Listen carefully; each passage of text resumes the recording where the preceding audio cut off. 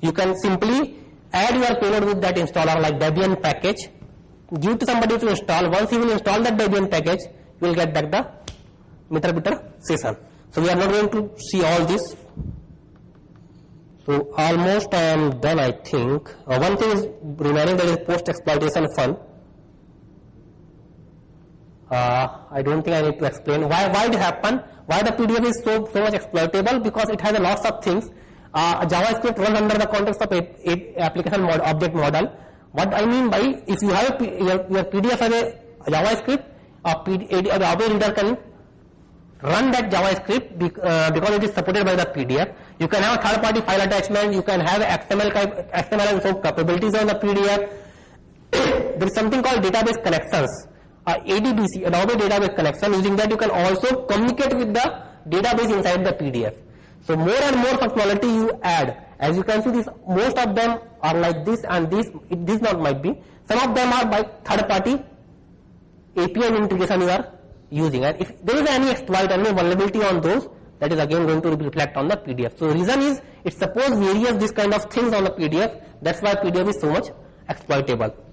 There is altogether different topic, what all kind of vulnerability and how you can exploit it. Some of the vulnerability on the PDF that I have mentioned, you can get on my presentation as well. As you can see, these are elaborated file parsing, third-party file, some normal social engineering, sometimes it's a library-related problem that is accessing. That I am not going to cover. Yeah, add-ons. Metasploit, add-ons. That is also I am not going to cover, I think. This is something like, there is two tools that just you need to know. One is a fast track, one is a social engineering toolkit. Basically, this is a one supported way to extend the functionality of Metasploit in terms of easy to use. All this I am doing, you have to type lots of command, copy, paste, do this, whatever you are doing. There you have something called a number, press 1, press 2, press 3. They have an option list of option what you want to do. Use that option and it is like that. That is out of our scope of this workshop. There is a two tools that you can see, and one is a fast track, one is a SET. And then there is something called post exploitation fun. We already have a MeterBiter session on the remote machine. What all you can do with that? Okay, you got a shell. Now what after that? What you will do with that? If you have remote machine shells, what all thing you want to do? The question comes, what all thing you want to do once you have a shell of the remote machine? You want to upload some file, you want to download some file, you want to run some backdoors on that machine so that you always have connectivity to that machine. Am I right? So that all comes under this. A MeterBiter itself has a very, okay, I don't have anything to show here. What could be the fun after exploitation in a real scenario? At the most you will get one case against you, or you will be in the jail. So one can run a command supported by the command prompt. What extra bit control needed to encap the opportunity? Okay, you got a control, but now what you want to do? So there is various things that you can do using that. Basically, MeterBiter that we talked about is just one aspect where we have got a MeterBiter session on the remote machine. After that, what all you can do? If we have a MeterBiter session, let's see.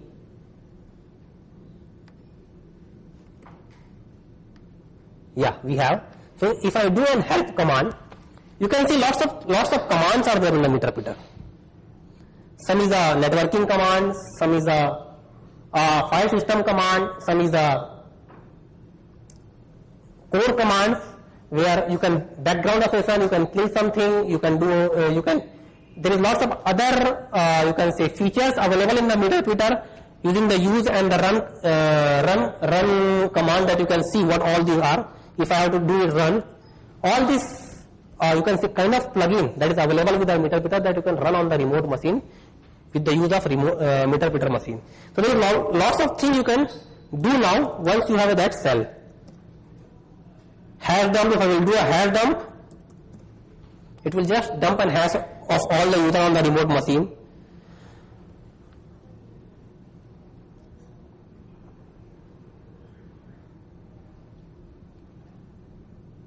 Get PID, get UI I already showed you. Shell, you can get a shell of the remote machine by typing a shell command. IP config, of course you can. And then You can upload and download the files. You can change the directory. You can do whatever you want to do. You can do lots of various things. You can delete the log files and all these things. Also, there is some option there. I am not sure. Somewhere there. So there is various options that you have. One more good aspect is, suppose now let's take a scenario. You have one web server inside your DMZ. You got an access of that DMZ server. Now you have one database server as well inside that DMZ.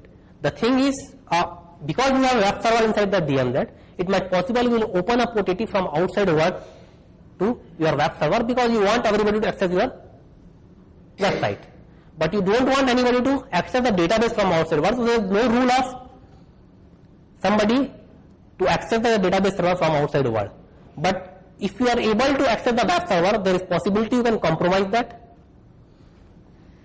Now if this database server and the web server are on same network, because both are part of DMZ, it might possible they can communicate with each other. Even the external user cannot communicate.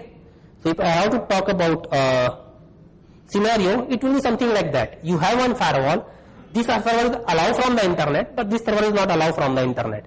But as you can see by architecture, it might possible this server can communicate with this server because it's inside communication. Am I right? From here I cannot directly communicate, but I can communicate here directly. That firewall allows me to do that. So now there is something or some vulnerability in this server as well. I want to know once this compromise what all other machine that remote network has and whether I can access it or not. If I cannot access it, it is possibility to jump from here to here. That is called pivoting. You can use this machine as a relay to exploit this machine. So what you will do, you will connect here and then it will connect here and you will have access of this machine as well. So this is the last domain that I am going to show you on the post-exploitation, and remaining we cannot cover because of the time issue. So this is the one that I am going to show you. I will get an access of this machine, okay, and then I will set a route to go to this machine via this, and then I will exploit this machine, and basically what will happen, it will come via this and then like this. So that's how you can compromise multiple machines on the same network even if you don't have access of that network. So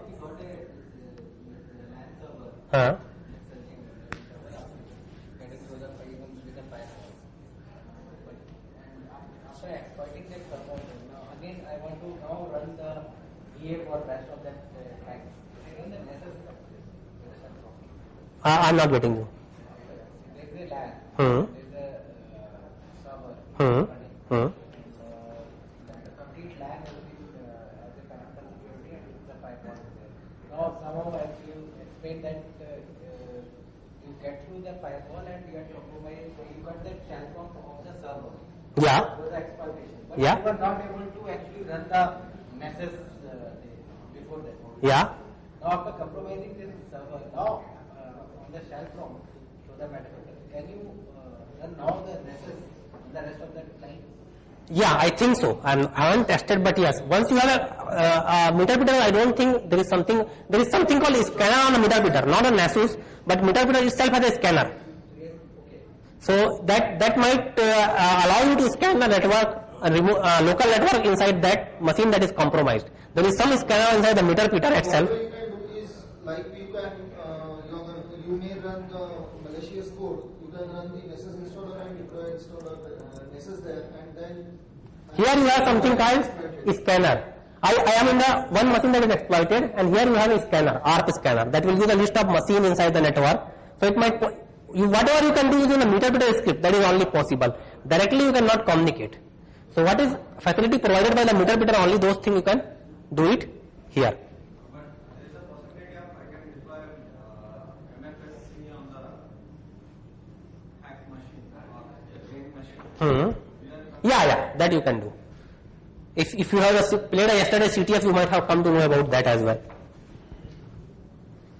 So there is some, yesterday I just set a CTF based on the same kind of concept, whether you have to connect it to multiple level one by one, even you don't have access to that particular machine. Yeah, correct. It's only once machine is under control, you can do anything you want to do it.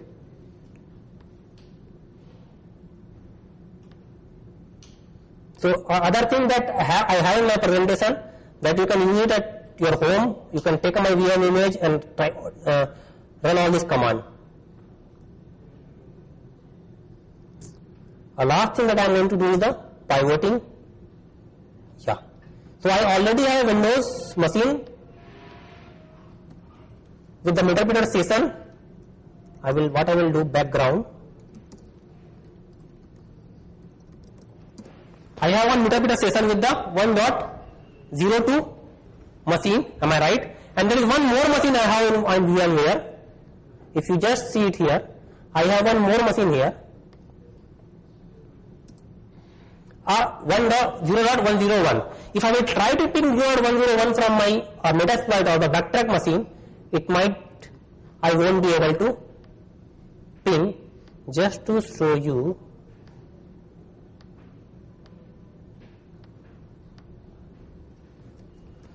ping 192.168.0.101. I am not able to reach 0.101 directly from my machine. Now, if I will go on my Windows machine that is already compromised,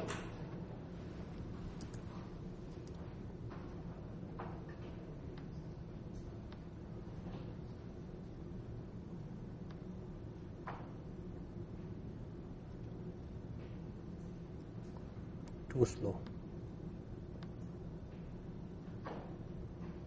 Oh shit, I might lost my MetaPeter session in that case, not a problem.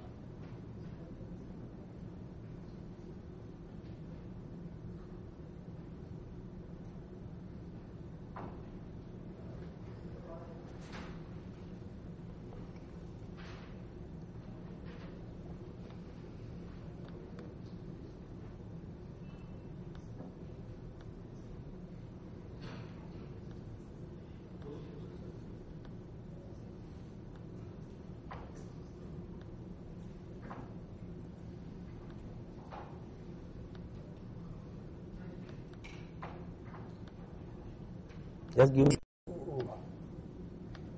everything is well and good, and I can ping 192.168.0.101 from here. So I am not able to ping from my machine, from this Windows machine I am able to ping it.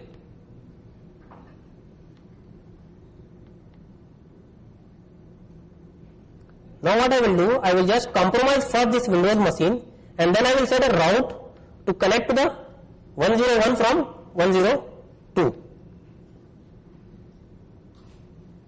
So I am using one exploit here again.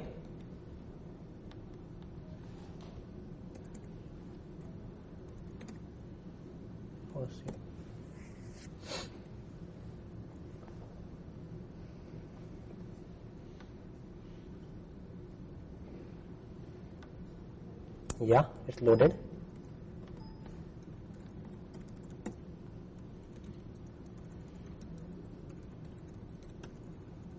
OPTIO1S sessions, and then I will set a payload, reverse TCP you can say,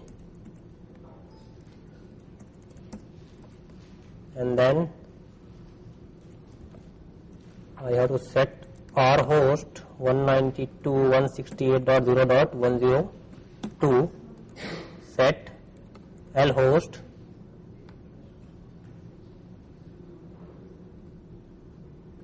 show OPTIO1S options, show OPTIO1S options, set L host 192.168.0.103. Okay, all the option is set. Show options, yeah, and now I will exploit it. Payload I have set it here, and I got a 1 MetaPeter session on the remote machine. I will do it background, ROUND. So if I will do sessions minus L, and as we can find out, there is a one more machine 101 that is reachable through the 102 but not through the 103, or my machine you can say. So what I will do, I will just add a route using the session 1. If you see it here, what I am doing, I am just adding a route to go to 0.101 using the session number